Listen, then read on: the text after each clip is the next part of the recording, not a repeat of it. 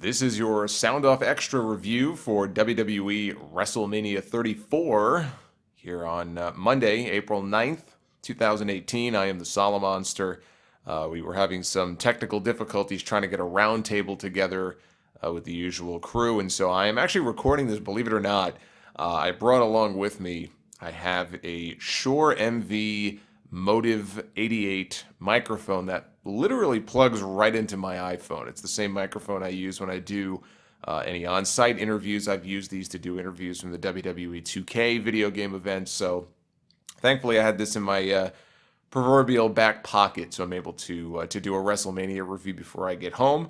The show was last night, and the Twitter poll results so far have been overwhelming. We've already had over 6,500 votes, which is our biggest response ever, and it hasn't even been a full 12 hours yet. 63% thumbs up, 37% thumbs down, and you can count me among the 63%. I thought this was the best top to bottom WrestleMania since WrestleMania 31. Which was the show where Seth Rollins had his big Money in the Bank cash-in at the end of the show. I can't rank this one higher than that show, but it was better than WrestleMania 32, and I thought it was better than last year's show in Orlando. And it sets up a very interesting Raw show tonight, which is just a few hours away as I am recording this, particularly when it comes to the Universal Championship, which still, a year and counting, belongs to the Beast, Brock Lesnar, at least for a few more hours. We'll get into all the WrestleMania stuff here in just a second. I might try to squeeze in some very quick thoughts on a fantastic NXT TakeOver show at the very end before we wrap up. I just want to mention it was a very long night last night. I want to thank everybody who came out to our meetup at Pat O'Brien's yesterday. There were a couple of different events going on, so there were a ton of people there at 11 a.m., really from 11 a.m. onward. But I want to thank everybody who came out from our crew. We had a great turnout. I met a lot of great people yesterday. I want to thank Savannah, if she's listening, Savannah, for the very nice card that she gave to me.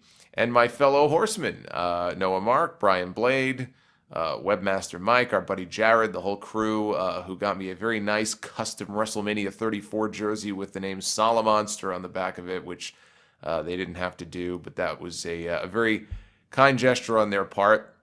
And I was told, now I did not see this, and I'm told this is not a joke, but I am told that Linda McMahon even stopped by Pat O'Brien's during our meetup yesterday. I'm sure it wasn't for the meetup, obviously, but Linda McMahon herself, not an imposter. There were a lot of imposters running around, Imposter Kane, Imposter Mankind, because there was a costume contest going on as well.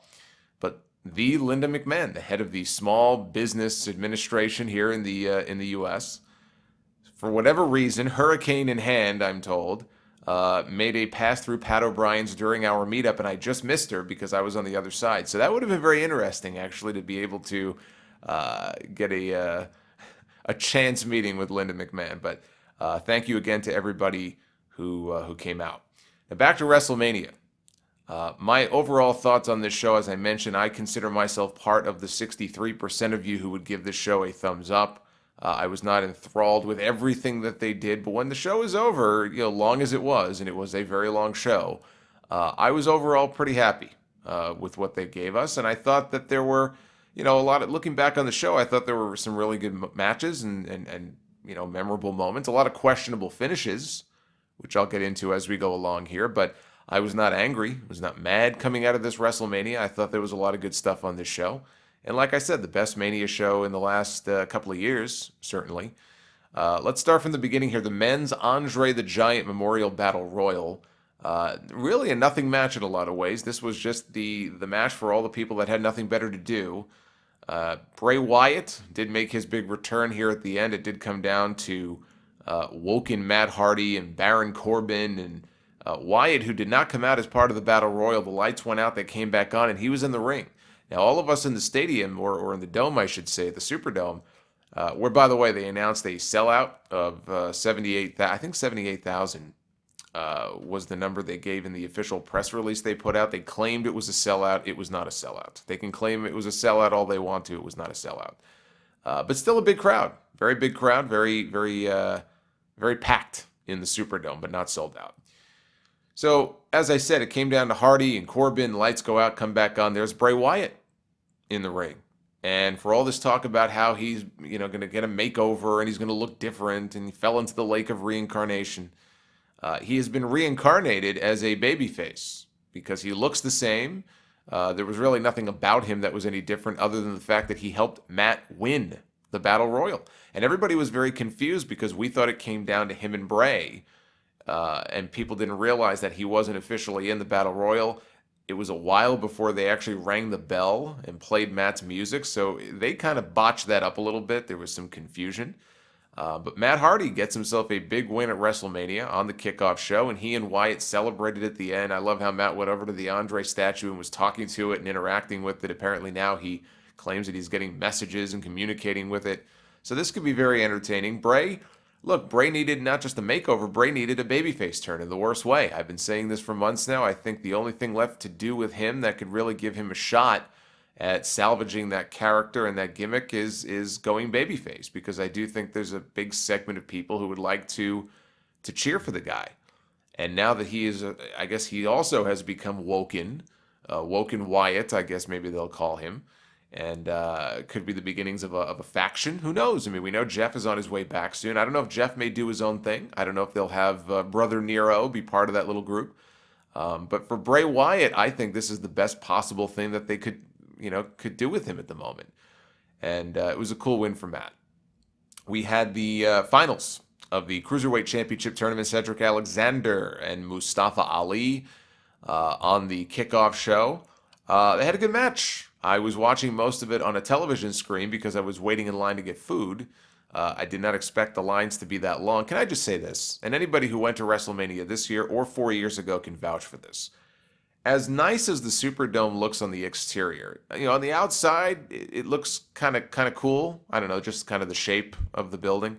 When you get inside, I'm not going to call it a dump because that's not accurate. The layout and the configuration of this building is god awful, absolutely god awful. I mean, the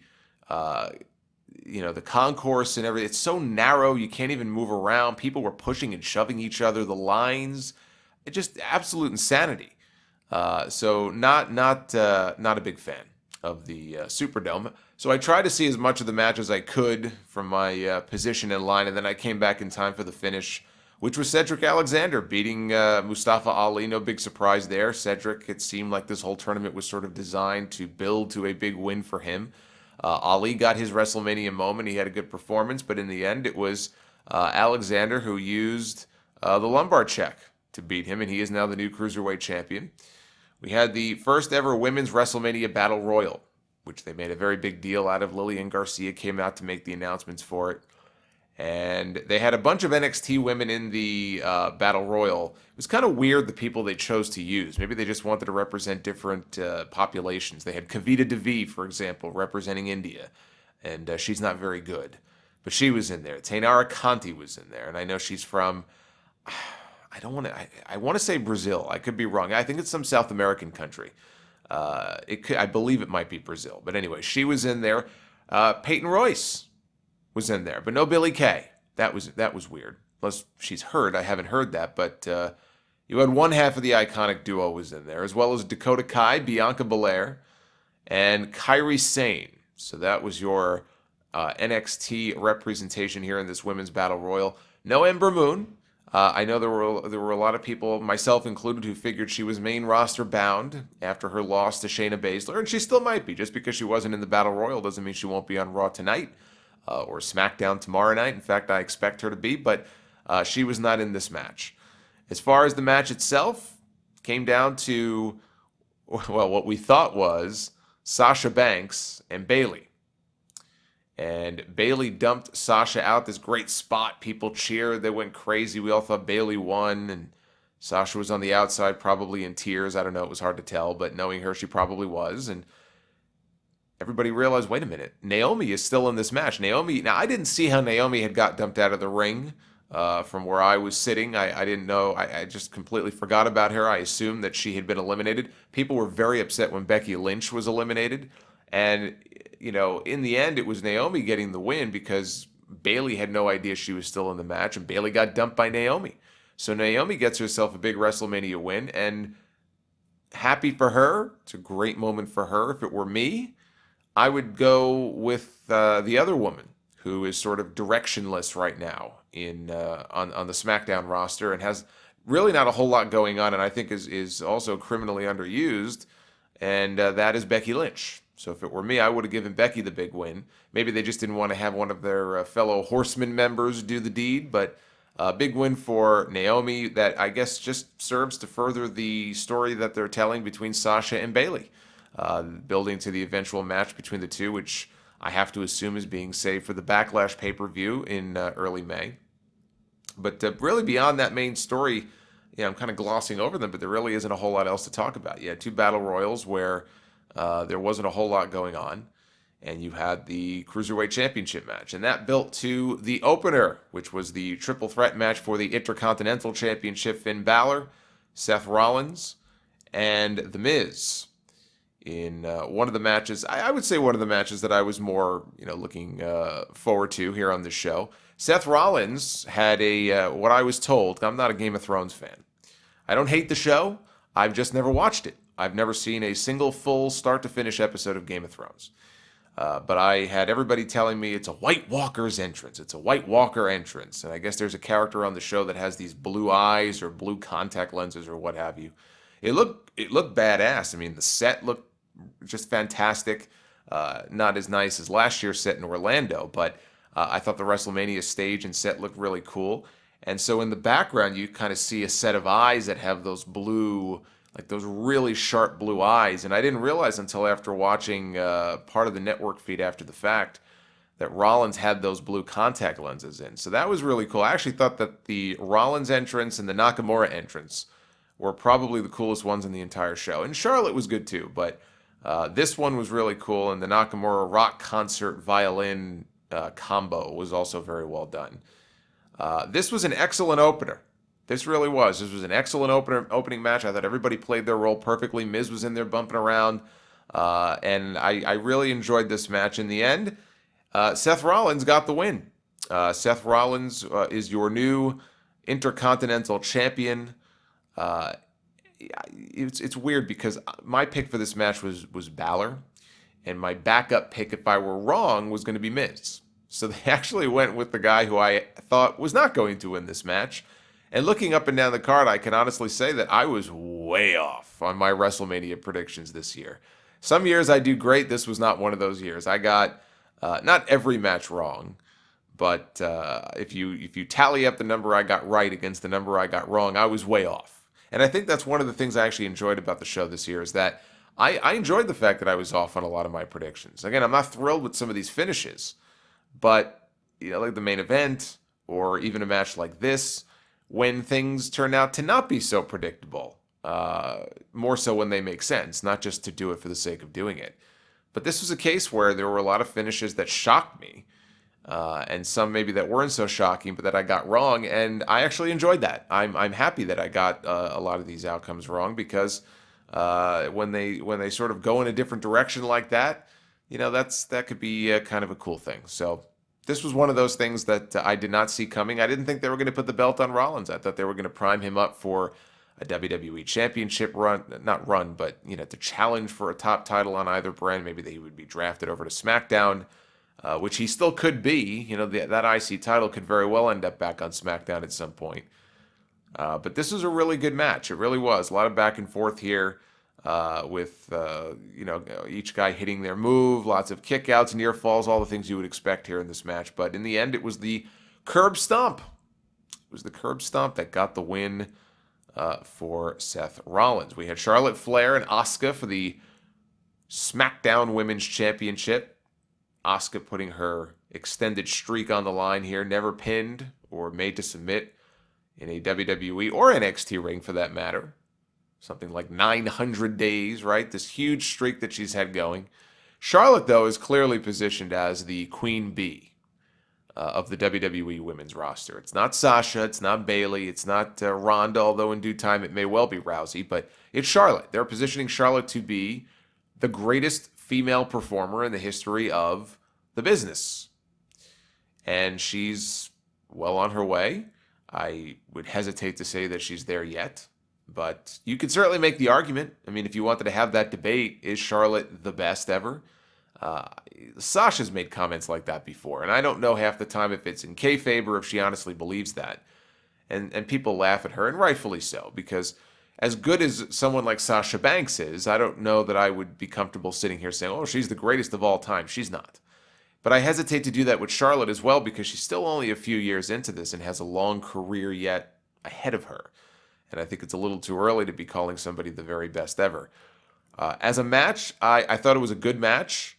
I thought that it was maybe a little on the shorter side, but what they did I thought was, very well done. And I thought it was a good back and forth. And, we actually saw Charlotte bust out a top rope Spanish fly. I thought she was going to kill herself.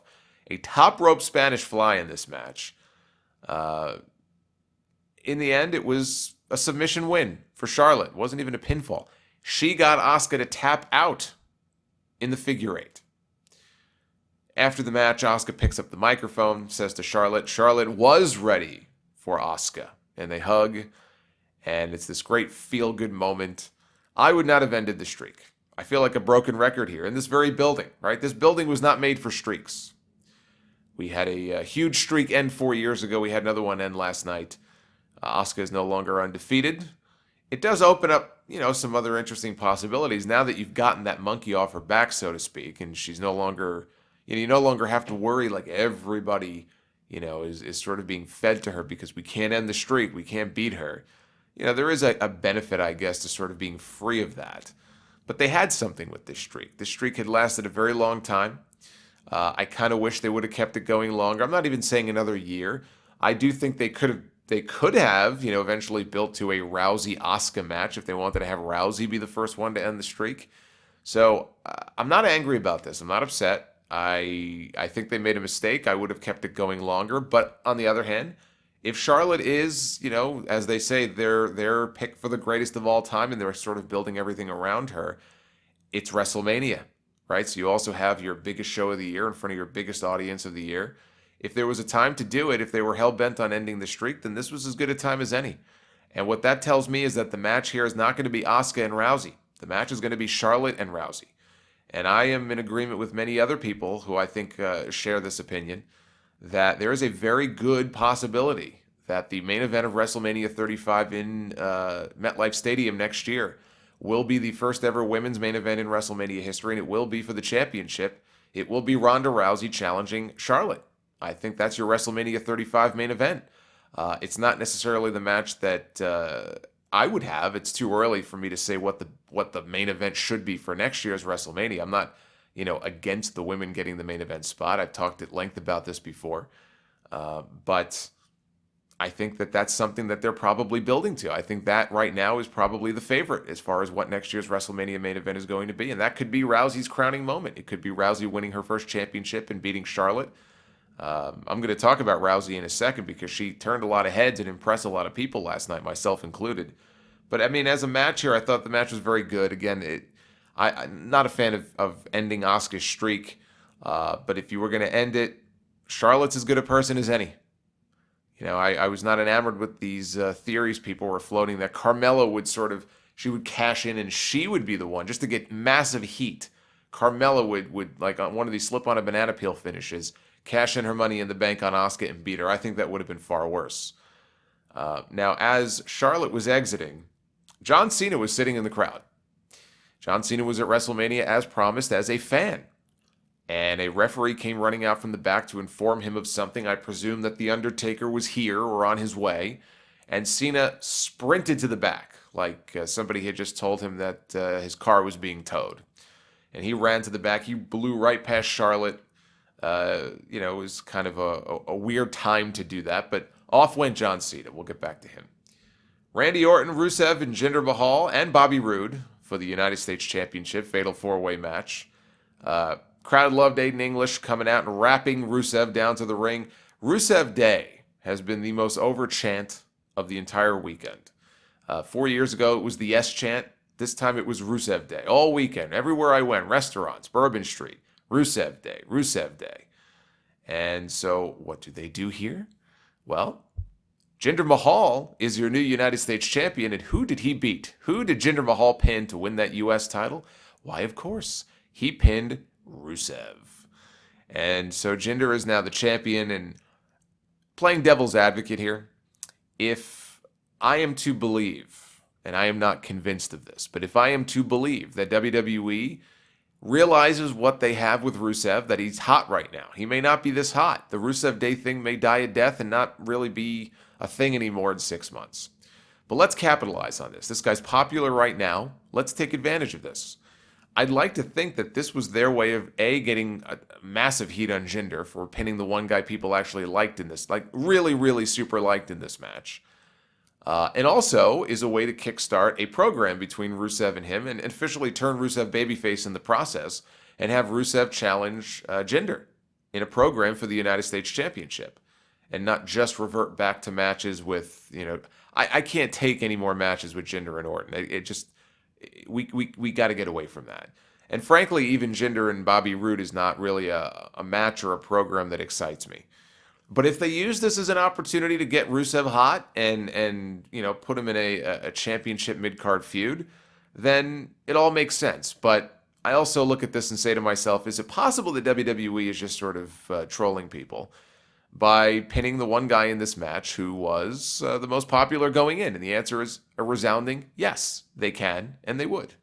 So somebody did tweet me and say there was also the possibility that those reports, those rumors from a few weeks ago that Rusev had either expressed an interest in getting a release or asked for a release, obviously was not granted one. Perhaps he is going to be granted one. Maybe there's some truth to that. Maybe he wants out. And if they know he wants out, then yes, it would be foolish to put a championship on him. And so that would make sense too. I don't get the sense that that's the case. I don't think he's going anywhere. So it's either them just trolling people or hopefully it sets Rusev up for bigger things. As a match, I didn't see a whole lot of this. This was the match. I needed a match for a piss break, and this was the match I picked. I waited until Rusev came out. I did wait until he made his entrance. As soon as he made his entrance, I headed for the bathroom. And if this was any other stadium or arena, I would have been back at my seat within 10 minutes. But this was the Superdome. And so even the men's bathroom line snaked around the concourse, and I made it back just in time for the finish to see the Colossus. The Colossus do Rusev in. So there you go. I don't really have a whole lot more to say about this match. But I do have a lot to say about this next match. Kurt Angle and Ronda Rousey against Triple H and Stephanie McMahon. This match was an absolute spectacle. This was a spectacle from start to finish, and I can honestly say that for the last 10 to 12 minutes probably of this match, which went well over 20. This was a long match. For more than half the match, the crowd in my section, in the surrounding sections, pretty much throughout the Superdome, everybody was on their feet. Nobody sat down. And once this match really kicked in, nobody sat down. And so say what you want to, if you were not a fan of this tag match going in, if you're not a fan of Triple H and Stephanie. I did say, from the beginning, if I had my say of what I would do with Ronda, I did think the mixed tag was the way to go. And WWE banked on that, and it paid off. It paid off big time because I think, looking back at this card now that it's over, this was the best match in the entire show. And not just as a spectacle, as a match. This was the best match of WrestleMania 34. And Ronda Rousey, in her first official match, I think opened a lot of eyes. Because nobody knew for sure, what is she going to come out there and be like? Is she going to take to this like a duck to water? Is she going to be a little choppy early on, botching things left and right? Is she going to be a little nervous? She was out there and she fit in just like anybody else would fit in. She took to this quicker, I think, than most people would. In fact, the person that she was teaming with in this match is one of the few people that I can think back to who picked this up as quickly as they did. Kurt Angle seemed to pick this thing up within a matter of months. Brock Lesnar, same thing. He picked this up pretty quick. And Ronda Rousey, maybe it's something about these Olympians, these amateur wrestlers, but they've got an edge to them. And they're able to pick this up a lot quicker. And she's been a fan for a very long time. And Ronda looked great. Ronda looked fantastic in this match. And, Kurt Angle looked very slow early in the match. But it seemed like as the match went on, he sort of got his second wind, or he was able to kind of kick it into the next gear. And by the time we got into the latter stages of the match, Kurt was Kurt looked good. Kurt looked real good. He was suplexing Triple H around, doing all of his spots. He didn't look gassed or anything like that. He wasn't botching anything. He didn't look like he was about to keel over. You got to remember also, when we saw Kurt come back for the first time in the ring, it was literally on 48 hours notice when he had to take Roman's spot in that match at TLC because Roman came down with bubonic plague or whatever the fuck it was that he had, the measles, the mumps, whatever. So Kurt got called into duty on very short notice. He didn't have a whole lot of time to prepare and to train. And so that probably had a lot, that and Survivor Series too. He also, didn't have a whole lot of time to prepare for that.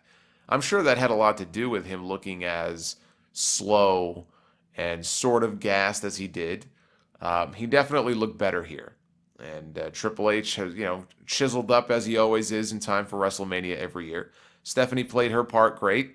They kept Ronda out of the ring as long as they could. Stephanie kept interfering. She was choking Kurt on the ropes when the referee wasn't looking, and she yanked down Ronda off the apron at one point and just was doing every possible little heel trick she could think of to get heat and to build ultimately to the hot tag. And when the hot tag came, Ronda came in and she went to work. There is no better person, I think, on the roster who has this. I know there's a phrase for what's it called, resting bitch face. That's kind of what it reminds me of. This just the scowl that Ronda has on her face, and she would have it when she used to walk out to the cage for her fights. She just looks like she's going out there to murder 15 people, and I like that.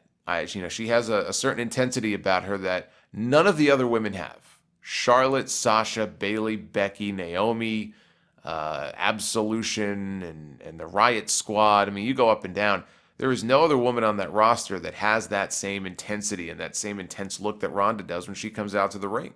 So she brings that to the table as well, this believability. Now, what was pushing the boundaries of believability in this match, the only negative I could really come up with, is this fact that Stephanie kept countering all of the attempted arm bars. She would keep her hands clasped together.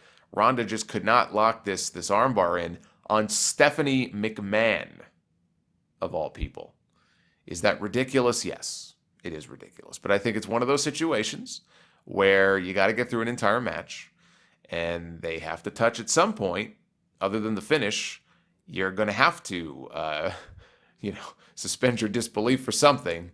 And so I was not a fan that Stephanie was sort of hanging with the experienced MMA fighter. I thought that was completely ridiculous. But aside from that, that's a minor nitpick here. I loved everything else about this match. I loved all of the false finishes. I loved the part where Ronda got in there and was ready to go toe-to-toe with Triple H. And they had a little couple of spots there. Triple H went for the pedigree, and Ronda countered that into what ended up being an armbar. The funniest part of this whole match was when she initially went face-to-face with Triple H. And she starts throwing these body shots and like these rights and lefts. Just, this was not on the level of Shawn Michaels overselling for the big boot for Hulk Hogan back at SummerSlam in 2005, where he just bumped to the point of absurdity. You could play the Benny Hill theme song behind it. But Triple H's selling of Ronda's shots when she backed him up into the corner was the funniest thing I saw all night. I literally laughed out loud watching that. And in the end, they had a really nice false finish spot where Ronda had the armbar locked in, or was trying to anyway. And Kurt had the ankle lock locked in on Triple H. And it was this stereo, submission finishes. You think, okay, this is where the match ends. And it didn't. It was actually another false finish. And the match kept going. But in the end, they went with the right finish, which was Ronda tapping out Stephanie. If not breaking her arm in storyline or pulling it out of its socket, she tapped her out to win the match. So Ronda gets a big win in her first match, a very impressive win. Stephanie is the one to take the fall. If Stephanie did suffer an arm injury, which they were teasing, I imagine that takes her, certainly out of the ring, it takes her off television for a while, which is even better. Even better if it gets her off TV for a while. Hopefully she got this out of her system. I don't know that Stephanie McMahon is any more of a mainstream star now than she was when this whole thing started 2 months ago, but she got her big match. It was a great match. I give credit to all 4 people involved and whoever else was involved in putting this thing together, Vince McMahon or whoever, may have been responsible, because this was the, in my opinion, best match on the entire card. And I don't think that you could have asked for a better debut for Ronda Rousey. And for people asking, well, what's next for Ronda? Does she have her next match at SummerSlam? No, she's a full-time performer. I'm not saying she'll wrestle on Raw tonight, but we have a Backlash pay-per-view coming up. And then after that, I think maybe, Money in the Bank. I mean, there's some other shows between now and SummerSlam. She's a full-time performer. She's got to wrestle a full-time schedule. And that means wrestling on all the key pay-per-view shows. And, I do think you want to pick your spots with her. She shouldn't be on television every single week. But I suspect that we'll get Rousey's first singles match very soon, a lot sooner than SummerSlam. We had the Usos, the New Day, the Bludgeon Brothers, triple threat for the tag team titles. I felt bad for these guys in a way, just coming off that match before. There was no way you could follow that match. And people, I could tell you, in the Superdome really did not care. Now, it was cool to see the Usos come out and formally get their first WrestleMania entrance for the first time in 10 years. That was cool. I was happy for those guys. Once the bell rang and the match started, hardly anybody cared. The Bludgeon Brothers did get the win. They had I think it was like an assisted powerbomb spot off the top rope. I think they powerbombed Kofi, splatted him on the ground, got the pin, as they should have. It's time to get some new blood at the top of the tag team division. It's time to get some new blood in the tag team division, which is why I think coming out of WrestleMania, we're going to see, a group like the Authors of Pain on television, if not this week, probably very soon, because we need new teams, we need some new female faces, we need some new blood coming out of WrestleMania. And that's what we should have. After WrestleMania every year, we ought to see some new faces. As a match, though, I don't really have an opinion one way or the other. It was, an average match. It really wasn't anything overly special. It wasn't a bad match. It wasn't a long match. It was a means to an end. And it was a means to get those tag team belts off the Usos and to heat up the Bludgeon Brothers. And that's exactly what they did. I think it was the right outcome. And up next was John Cena, the man with no match. John Cena came out, decked out in his neon green shirt and his neon green hat and his neon green armbands, looking like the Jolly Green Giant. Came down to the ring, and another referee came down to inform him, I presume, that the Undertaker was not there. And Cena looked very upset, even put his hands on the referee and grabbed him by the shirt. Couldn't believe what he was hearing. Out came Elias. We knew Elias was coming out because he wasn't in the Battle Royal. So either he was coming out for something with Cena, he was going to be Strowman's mystery partner, maybe he was going to have a segment with The Rock and have dueling concerts, but we knew Elias would be on the show in some way.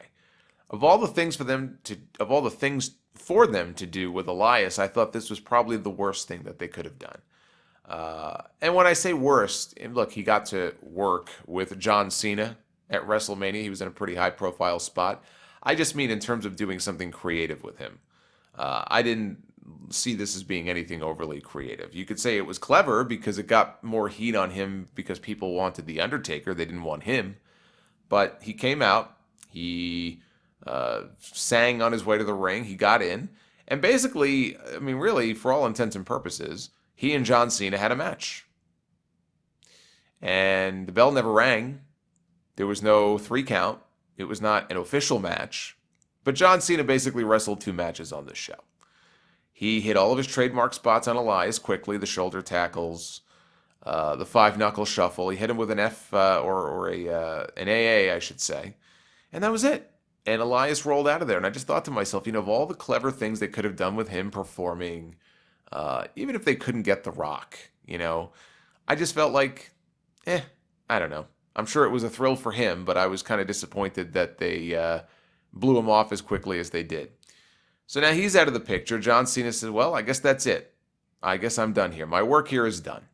He starts walking to the back when all of a sudden the lights go out. The lights come back on. We see the Undertaker's gear from last year that he had left in the middle of the ring. The coat, hat, gloves. They're sitting right where they were in the middle of the ring the year before. And then a lightning bolt hits. And the lights go out again, and the Undertaker's music begins to play. And not Kid Rock. We did not get American Badass Undertaker, which I knew we weren't getting American Badass Undertaker the minute I saw Triple H and Stephanie come out on motorcycles for their entrance. That was the first comment I made to my buddy sitting next to me. I said, well, I guess we're not getting the American Badass tonight because they're not going to have Triple H and Stephanie come out on motorcycles for their entrance, and then 2 segments later have The Undertaker come out on a motorcycle too. So that kind of spoiled that for me. And I was disappointed for a couple of different reasons. Selfishly, I think it would have been cool one last time to see him as a more humanized version of himself. I've said the American Badass stuff warmed on me over the years. I was not a fan of it back in the day. I thought it was blasphemy for them to do away with the dead man gimmick. And I was very happy when it came back in '04. That being said, I just for old time's sake wanted to see it. But B, I really wish they would have left well enough alone last year. And I really don't feel any differently now. Undertaker came out dressed as the dead man. He had a very quick 3-minute match, not even 3-minute match. Basically a squash. He had a squash match. He squashed John Cena at WrestleMania. He buried he buried John Cena at WrestleMania. Literally, he's an Undertaker. That's what he does. So he beats John Cena, hits all of his trademark spots, old school, right off the top rope, and he hit the big boot, which never connected. That looked bad, but hit a leg drop. He hit Cena with a massive choke slam. Cena got some height on this choke slam. And finally, Cena gets one offensive move in on The Undertaker, hits a back suplex, lays him out. Cena goes to do the 5-knuckle shuffle. I believe it was the 5-knuckle shuffle he was going for. As soon as he goes to hit the ropes, Undertaker does the zombie sit-up. Turns to Cena. That was kind of cool. Hit the choke slam and then hits a tombstone pile driver. One tombstone. And he pins John Cena.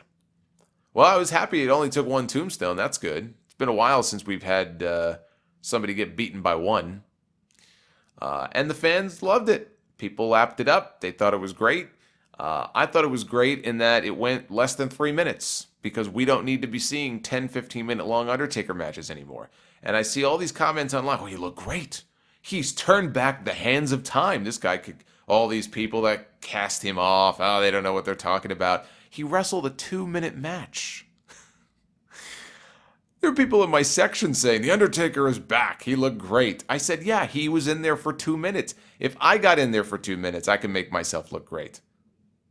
He was in there for 2 minutes. He was an entrance and a 2-minute match. I would certainly hope that in those 2 minutes, he can muster up enough strength to look good and to hit a couple of big moves and pin the guy and be done. It was a short work night for The Undertaker. But I think, people are playing this up a little bit too much here. Yeah, he looked awful last year, and he looked a lot better this year. I'll give you that. Absolutely. He definitely looked better than last year. I will say that. But he also wrestled a 2-minute match. I'm not going to let this go. People are making this out to be like he's reduced 10 years from his age, and it's like that's not how this works. And this does not make me any more excited to see him wrestling more matches in the future. I thought what they did here was fine. It was a feel-good moment, and Undertaker got to avenge the streak in the same building. A big loss 4 years ago. Here he got a big win. I know there were some people also very upset. They felt shortchanged by how short the match was, but there's nothing to feel shortchanged by. There was no match going into the show. This was not part of the card. They were very smart, I thought, in the way they handled it in that respect, because people can be upset about it all they want to, but they didn't promise you anything. There was no match officially announced beforehand. So it did not bother me at all. If anything, I was very happy to see the match be as short as it was. I think that was the right way to go with it. Is this the end of The Undertaker? I'm not answering these questions anymore because it's pointless. It's pointless. I told you, The Undertaker will be wrestling the Velveteen Dream at WrestleMania 40. This guy's not done. He's not going anywhere.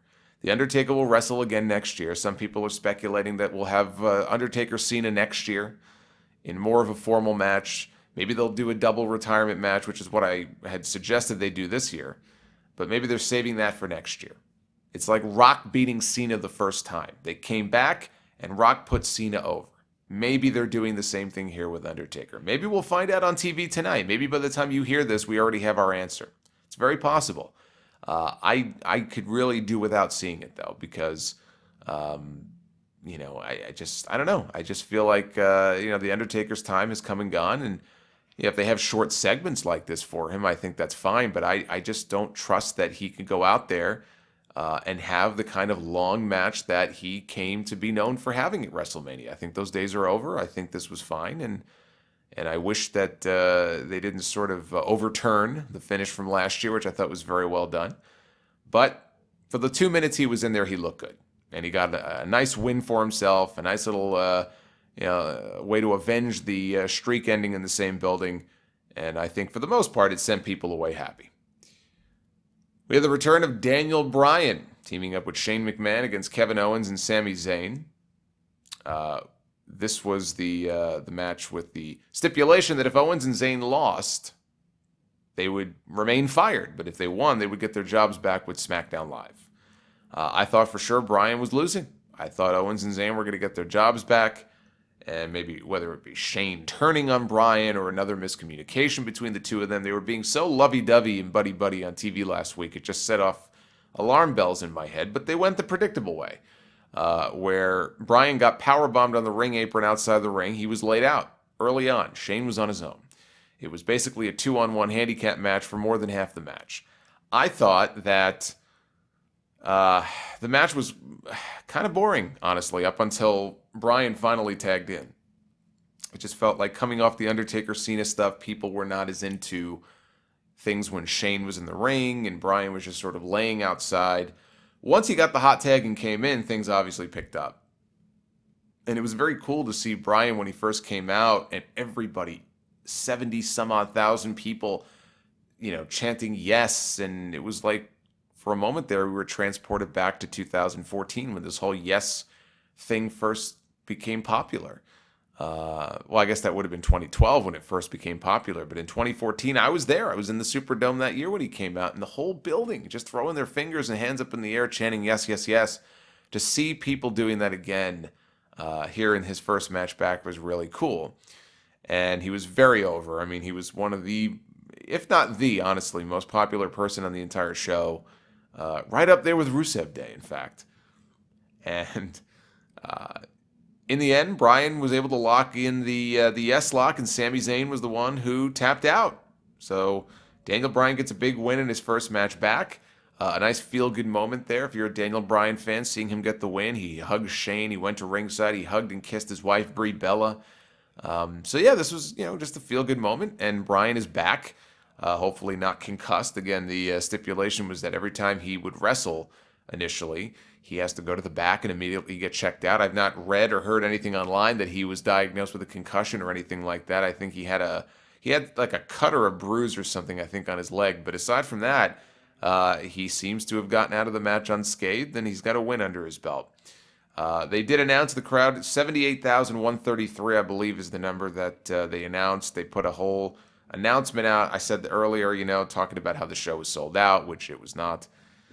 We had Alexa Bliss defending her Raw Women's Championship against Nia Jax.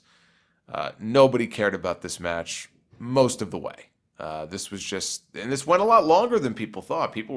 I was about ready to start my old Diva stopwatch here, figuring this thing wasn't going longer than 30 seconds. And in fact, it went over 8 minutes. And Alexa got a lot of offense in on Nia, including a big, I think it was the twisting Bliss from the top rope onto Nia out to the floor. She kept going after the eyes. She would rake Nia's eyes to try to escape the Samoan drop attempts. But finally, Jax had enough. She hit the old Hardcore Holly Alabama slam, and then finally hit the Samoan drop, but did so off the middle rope. Squashed poor Alexa, hit her with the Samoan drop, and won her first championship in WWE. People were very positive about the finish in the building. They felt happy for Nia. They applauded her. I thought for most of the way, though, this was a very dull match, and people didn't really seem to care, other than the couple of times when Nia would hit like a really big spot. But she went outside. She celebrated with the Rock's mom and the Rock's daughter, who were there. We knew that they were there because as soon as we landed in New Orleans at the airport the other day, we were by the baggage carousel, and there they were. There was the Rock's mom and his daughter. And immediately, everyone says, oh, that means The Rock is going to be there. And I just laugh. I'm like, The Rock, he may be there. Maybe he'll be there. But that doesn't mean anything because there are a lot of different shows that The Rock is not on. The Rock's mother has been to a lot of shows that The Rock has not been at. And I figured they were there probably to support Nia Jax. In fact, I think when Nia had that horrible car accident a few years ago, as did The Rock's mom, I think that they were in the car together. I think when The Rock's mom got hurt in that car wreck, Nia was the other person in the car. So, I mean, that's a tight-knit group there. That's a tight-knit family. They came out to support her. The Rock obviously was not there. He said he was not going to be there, but not everybody believed him. Then again, James Ellsworth, when I talked to him yesterday, was telling me that, no, I'm going home. I don't have any big plans or anything. And I didn't believe him either. But he turned out to be right. He wasn't on the show last night. And as far as Nia winning the championship goes, it was the right move to make. Nia has not won a championship, so she is a first-time champion. And the story they were telling, I said this on the podcast that I did, the last one. It reminded me in some ways of the build to Triple H and Booker T at WrestleMania 19, where in this case it was more fat shaming. Back then it was these racist overtones, Triple H constantly putting Booker down, his nappy hair, all this other stuff. People like you're a clown, and people like you don't win championships. And you just hope and figure, well, in the end, Booker will get his comeuppance and he'll prove him wrong and he'll win the world title, and that never did happen. In this case, though, Nia got her revenge. The bully Alexa Bliss was put down. It was a good story for them to tell, and it was time to get that belt off Alexa. I think she had it long enough. We then got into the championship matches here. AJ Styles and Shinsuke Nakamura for the WWE Championship. Nakamura had the great entrance that I mentioned earlier. It's like a rock concert coupled with these scores of violin players that were lining the stage. Actually, I think the guitarist was someone from Alice Cooper's band who may have been in attendance at the NXT TakeOver show the night before. That lady's name, I forgot. It might have been her. So, great entrance for Nakamura. AJ had I guess what would be considered a standard entrance, but he also had pyro. We haven't seen pyro in a long time. There was pyro up and down on the card here at WrestleMania. So if you are a pyromaniac, you were in heaven watching this show. So this was the big dream match. This is a match that I've been looking forward to for a very long time. A lot of people were amped up. They were ready for the first meeting between these two since their Wrestle Kingdom match in New Japan a couple of years ago, and did not know if they were going to be able to pull off a match like that. You also had the wild card of AJ's knee injury. He had an injury going into the show, and we still don't know how much of a role that injury may have played in this match. I'm not going to use that as an excuse or anything like that, because I did not think this match lived up to expectations. I thought the match was good. I thought that the match in many ways was disappointing. I expected more. I wonder if it was designed that way, because we see now coming out of the match, this was the first step of what will end up being a long feud, most likely, between these two. At least a couple more matches. In the end, Nakamura went for the Kinshasa. AJ ducked it, countered it, turned it into a Styles Clash, and got the pin. And much like Undertaker hitting the one tombstone on John Cena and getting the pin, it's been a while since we've seen Undertaker hit only one tombstone and get the win. It's been a while since we've seen AJ Styles hit the Styles Clash and get the win also. So that I actually thought that was kind of cool, that it took the one Styles Clash to put him away. Now, this was after he had already hit the phenomenal forearm earlier in the match and only got a near fall out of it. So Nakamura did kick out of that, but he did not kick out of the Styles Clash. Everybody in my section certainly was stunned. I was also shocked. Not disappointed. I will never be disappointed to see AJ Styles retain his championship. But I did not think that they were going to go with that as the finish. I just did not see that coming. And Nakamura, he embraces AJ after the match. They hug. And it kind of reminded me of the moment with Shawn and Chris Jericho, WrestleMania 19, only in this case, instead of kicking AJ in the crotch, Nakamura was down on bended knee, proposing to him with a championship belt, it looked like. He handed him the belt, and when AJ let his guard down, Nakamura gave him a low blow.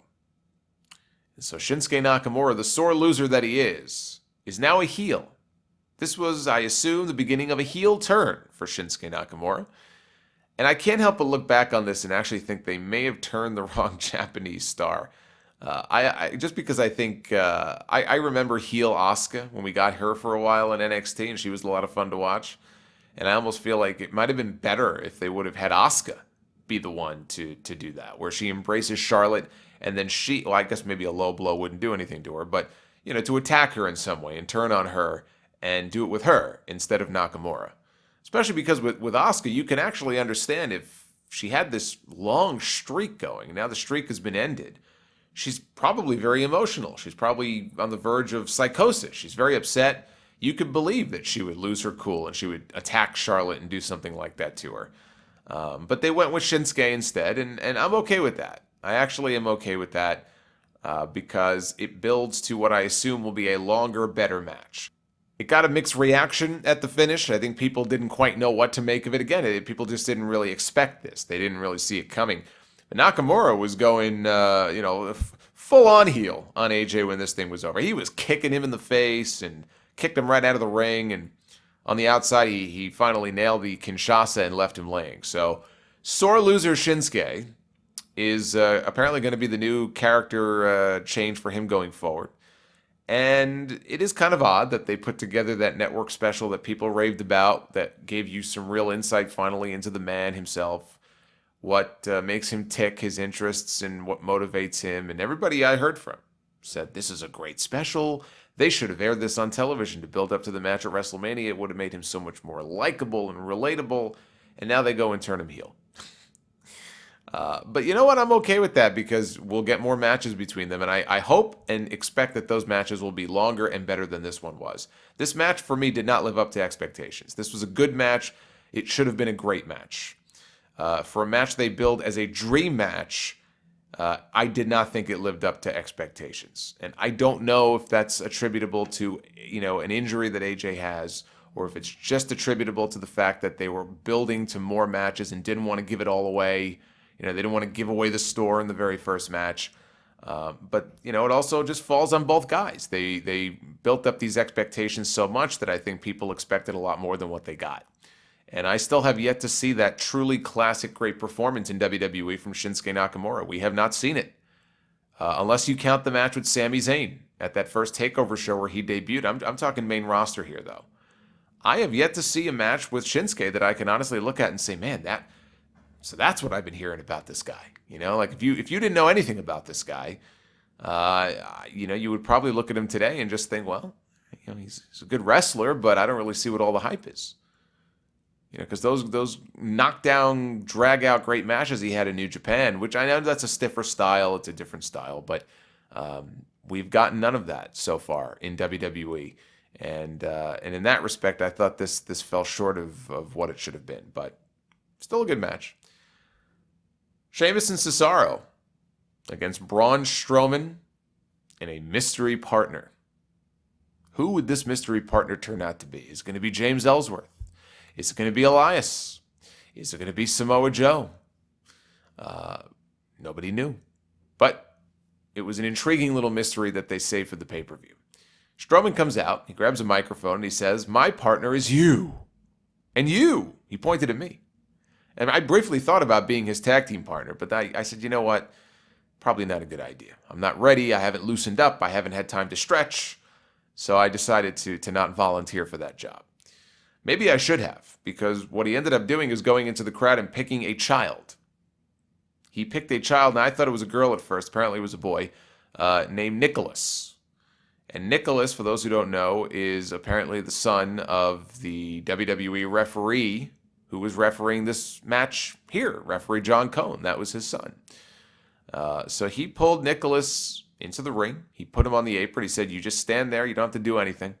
Now, he did tag in Nicholas at one point. And Nicholas came in. He didn't do anything. Obviously, he didn't get physical. He immediately tagged right back out. This was all just a backdrop for Braun to basically win the tag team titles all by himself. So I'm not really sure what the point of this whole mystery partner gimmick was. I thought him picking a kid as his partner was incredibly stupid. It made for a fun moment, I guess, in the building. People went nuts for the kid. Nicholas was more over than Roman Reigns was. I don't know what that says about Vince McMahon's little experiment with Reigns over the last 3 or 4 years, when a small child appears to be more popular than him.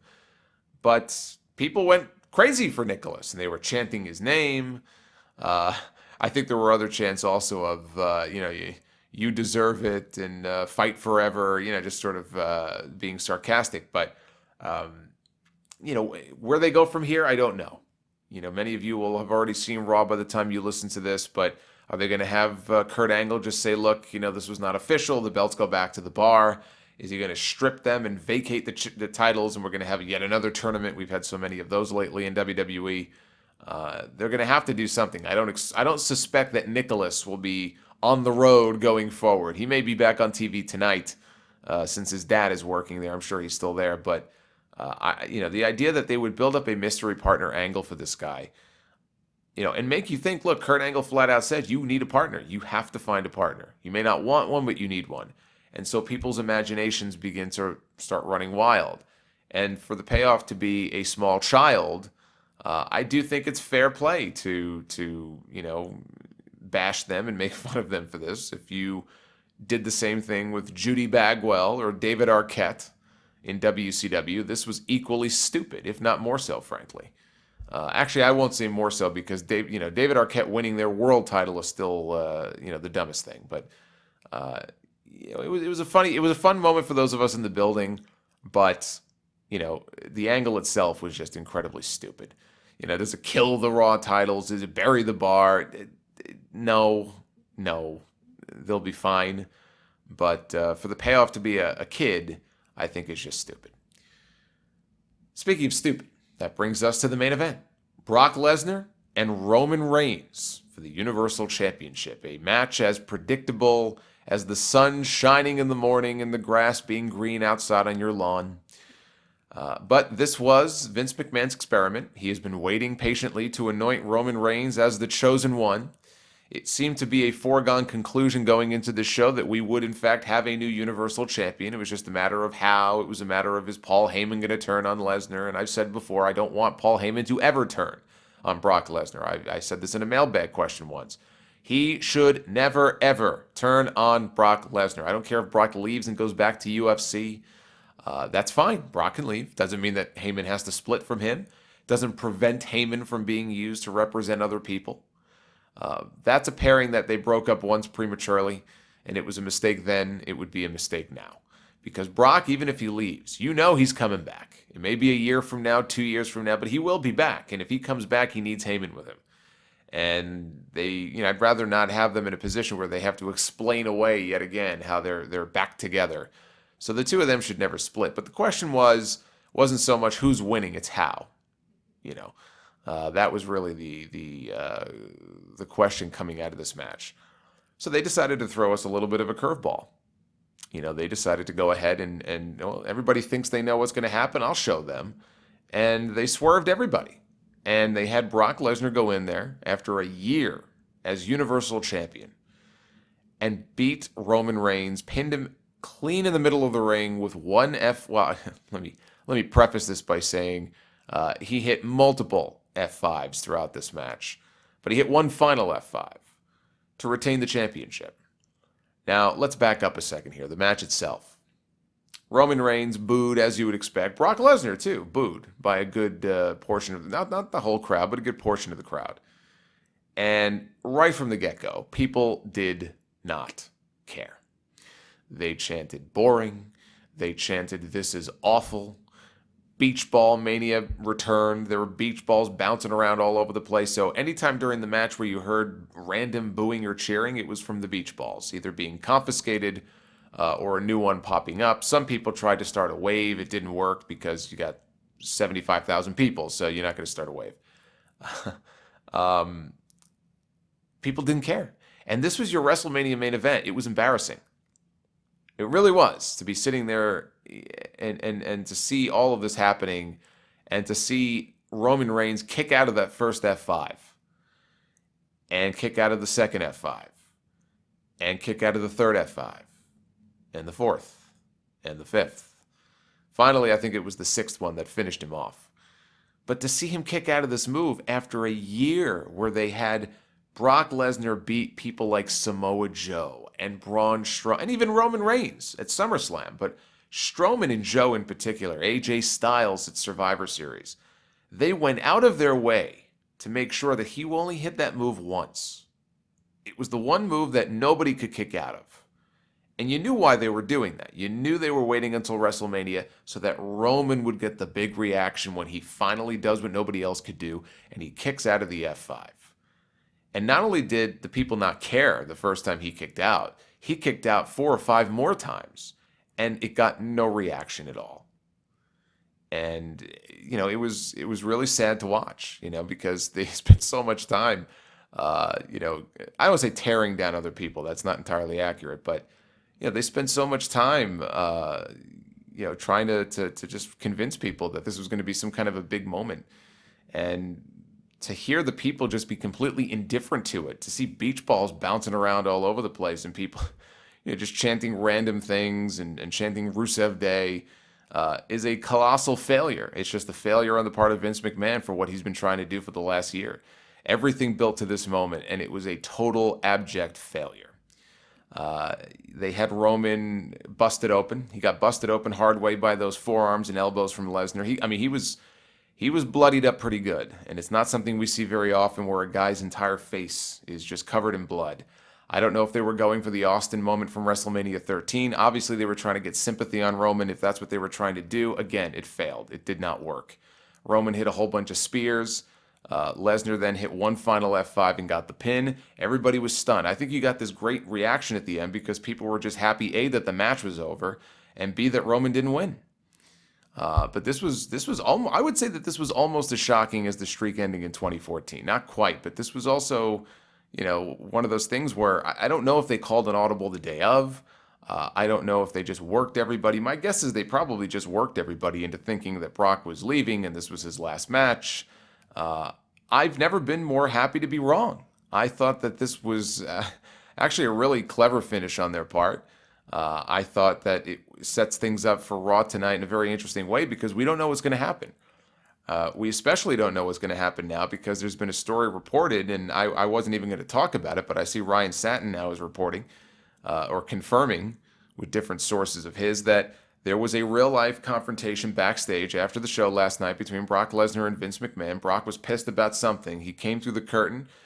He had words with Vince. He may have thrown his belt either at him or at a wall, and he walked off. There's some talk that Brock may have gone off script a little bit near the end of the match, and Vince apparently was livid. Vince McMahon supposedly was absolutely livid during the match, and he wasn't happy, and Brock wasn't happy. If I had a guess, if this is all legit on the up and up, I could see Brock being upset about the crowd reaction, people not caring, people, bouncing beach balls around. He probably wasn't very happy about that. But other than that, I don't know what that could be about. I don't know what that's about. Or maybe this is all just part of the work, right? We'll find out tonight. But I thought that adds an interesting little wrinkle to things here because I don't see how either one of those guys honestly could be happy with the crowd reaction to the match. I wouldn't put it on the same level necessarily as WrestleMania 20. I think that was more of a disaster.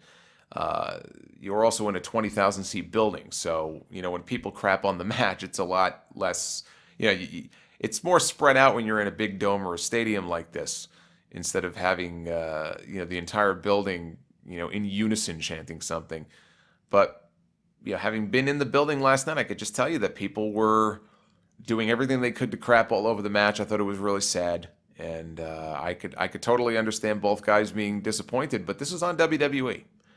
They had to know that putting that match on in the final spot, that something like this would happen. And if they didn't, then they're morons. Because a blind man could have seen what was going to happen here. And exactly what everybody thought would happen is what happened. They turned on the match. WWE decided to swerve everybody. And now we see where Brock goes from here. Is he really on the outs with WWE? Is he really pissed at Vince McMahon? Is it all just, part of the story? Is he going to show up tonight and have Roman challenge him again? And maybe Roman will beat him for the championship tonight on TV? Is Bobby Lashley going to debut maybe and challenge Brock Lesnar for the championship? Is Samoa Joe going to come out and challenge Lesnar for the championship? Because Joe is ready to rock. Joe's ready to come back. He was rumored to be first in line for a title shot coming out of WrestleMania. I think what would be great would be to have Samoa Joe come out on TV tonight and have him lay down some kind of a challenge to Brock. And even if it takes the entire show, but he has to convince Brock to do something he's never done before since he came back in 2012, which is wrestle a match on free television. And Lesnar gets all cocky. He accepts the challenge. They have an impromptu match. And he beats Reigns, or he beats Lesnar tonight on TV to become the new Universal Champion. That would make a statement. that would bring back Joe in a very forceful, dominant way, put him in pole position to be the top guy in the brand, feud with Roman or whoever. That to me is what I would like to see happen. But this is all predicated on whether or not Brock is coming back. We still don't know. Maybe they got Dana White in on the whole thing, and Dana White was there last night, by the way. They showed him on screen. He was there to root on Ronda Rousey. But he's been in the news lately saying, oh, yeah, Brock is coming back. It's just a matter of when, but he is absolutely coming back to UFC. I think he is too. It may not be until later in the year. Maybe Brock is not done. Maybe Brock has a few more pay-per-view matches. If that's the case, I suppose you don't have to take the championship off him so quickly. But I said going into this show, as much as I wasn't thrilled with this being the WrestleMania main event, I'm kind of over Brock Lesnar as the Universal Champion because he isn't around long enough, I think, to keep things interesting enough. And I like the idea of him being around, and I still think he has a special aura about him that a lot of other people don't have. But I'm done with him. I'm over this whole Brock Lesnar as Universal Champion thing. So if the idea is to keep the belt on him for another few months or until SummerSlam or something, I think that would be god-awful. And if I'm them, I get that belt off him tonight. I think, you want to... before he goes away, you want to, have a big attraction on television. Well, Brock never wrestles on TV, so why not have him have an impromptu match, do the title change, get people talking, make people happy, and, the post-WrestleMania Raw is a way to start your new season. It's like the start of a new season now, right? We're starting from scratch. And I can't think of a better way to do that than by putting the belt on Joe, right? First night after Mania. I think that would be a very cool thing for them to do. As a match, I didn't think that the Lesnar-Reigns match last night was as good as the match they had at 31. I liked that match better. I thought that was a better match, obviously with a more cooperative crowd. We had blood in that match as well. The cash-in also sort of cemented that match, I think, as one of the more memorable ones in WrestleMania history. So definitely a better match at 31. I didn't think this match was really good at all, and the crowd had a lot to do with that. They just were not cooperating. They were not into it. And when you hit big moves like that to total silence or indifference, it hurts the match. So yeah, it was hard hitting, and there was blood, and there were some big spots, and there was an F5 on the table and all that kind of stuff. But I didn't think it was a very good match, and I didn't think. We've had this string here of WrestleMania main events going back to 32 in Dallas that just have not been good, and they're going to have to do something about that because I don't know about you, but I'm kind of tired of WrestleMania going off the air with matches that don't live up to expectations here. But that finish, they swerved the hell out of me, and I'm happy they did. I think it actually sent the crowd home somewhat happy. And it sets up what should be a title win, if it were me, for Joe on TV tonight. So that's your WrestleMania review. That was WrestleMania 34 last night. Again, overall, I think the best WrestleMania since 31. I thought overall it was there was more of a thumbs up on the show than thumbs down. But some of these finishes were just I don't know. I don't know what they were thinking on some of these matches. The NXT TakeOver show Saturday night, I just want to say really quickly, people ask me, do you think that was the best TakeOver of all of them? And I never have a straight answer anymore because they all sort of run together for me. It's hard for me to pinpoint which TakeOver show overall may have been better. I can't tell you. It was certainly one of the better TakeOver shows I've ever seen. It was a great night of wrestling. Adam Cole winning the North American Championship, the whole turn they did with Roddy. I wanted them to do that turn months ago. If not last year, and so they waited a while to do it. But him turning on Pete Dunne during the Tag Team Championship match and helping the Undisputed Era win, and now we have a little ROH crew going on in Ring of Honor. We have Adam Cole, Bobby Fish, Kyle O'Reilly, and Roderick Strong. And I think Roddy as a heel is going to be a lot better off. He was very bland as a babyface. I think this is it's going to do him good. I think it's a good move for NXT. It was a nice swerve that, again, nobody saw coming. And so I like that. And the Women's Championship match, Shayna Baszler winning the title from Ember Moon. No big surprise there. I didn't think they could beat Shayna 2 times in a row. I did think it was kind of ridiculous as long as Ember held on to before she finally tapped out. But, they wanted to keep her strong in defeat. And I think she may be main roster bound. So as a match, I think it was fine. And Shayna's going to continue to get better. As capable as Ronda is, and as impressive as she was at Mania last night, you got to give your just desserts to Shayna as well, because she's also very good, and I think a year from now she'll be even better. Aleister Black and Andrade Cien Almas went on second to last. I didn't expect that. And he is the new NXT champion. It was very weird seeing him smile. We don't see Aleister Black. I don't think we should, frankly, see him smiling like that. Hopefully that was a one-time only thing. But, Zelina Vega trying to interfere, and she got caught. Actually, Andrade caught her, and as he's holding her, he got kicked right in the face, black mass, and pinned, which was the right finish. And I think he had a nice run. He really did. He won me over, Andrade did, and I see big things for him if they bring him and her up together as a package deal to Raw or SmackDown. For all the talk about how much Vince McMahon loves Alberto El Patron, who flaked out, by the way, on Impact again. Just a total embarrassment this guy is. He no-showed, the Impact versus Lucha Underground show at WrestleCon, and then I think he was also supposed to be back at WrestleCon the next day. He no-showed that as well. I don't know what the excuse was that he gave, if he claimed he was sick or what the case may be. I'll tell you this. I was at WrestleCon on Friday, and he was there, and he looked perfectly fine to me. So obviously they weren't buying whatever bullshit he may have been peddling, because Impact terminated him. They should have terminated him a long time ago. This is a long time coming. But already there's talk that he may be WWE bound, and he may be on TV tonight. Who knows? Vince McMahon likes the guy. He I don't know why. Maybe he sees him as a man's man or something. I don't know. You want a Latin star, though, forget Del Rio. Forget Del Rio. You go with this guy. You go with Andrade. And I think he could go even further, frankly, than Alberto could. He's got a lot of potential in that respect.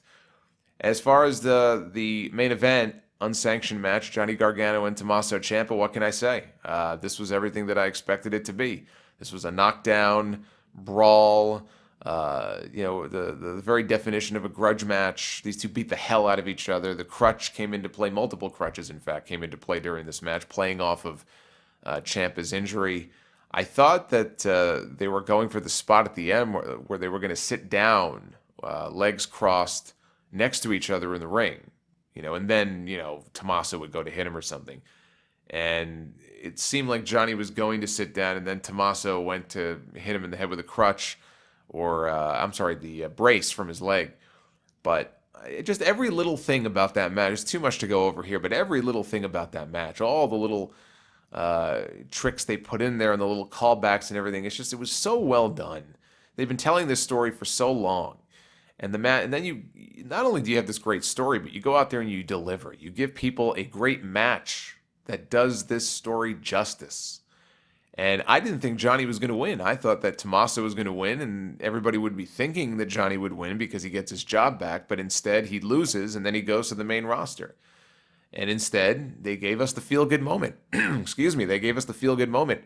And he got Tommaso in the Gargano escape, but he used the leg brace. He actually wrapped the leg brace around Tommaso's face and wrenched back until he tapped out, which was kind of a unique finish. And the place went nuts, and Candice came down and she celebrated with her husband. And again, it was just this great feel-good moment. And a nice way to cap off what is one of the greatest NXT TakeOver shows of all time. So, not really surprising, considering that we have yet to get a bad TakeOver show. They only seem to get better. And NXT now is also in prime position going forward. I mean, they have a lot of talent on that show. You've got Gargano and Ciampa for now are still there, until Gargano at least gets called up. So you've got them. You've got Aleister Black as the new champion. Andrade, I assume, is being called up soon enough, but for now, he's still there as well.